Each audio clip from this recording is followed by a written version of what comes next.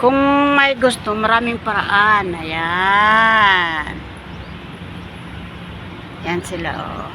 O, diba? Gusto mo ng aloe vera. Makakakuha ka na ng aloe vera. Pero tingnan mo naman yung paso niya. Ang liit. Oh, diba? Oh, may ano pang tawag dito? Gamot ito sa ubo ng mga bata, diba? Dati maliit pa ako. Lagi akong nainom nito eh. Ano nga tawag dito? Ano ba to? Nakalimutan ko, sorry. Ganun lang yan, mga ka-works, mga ka-marites. Para-paraan lang yan.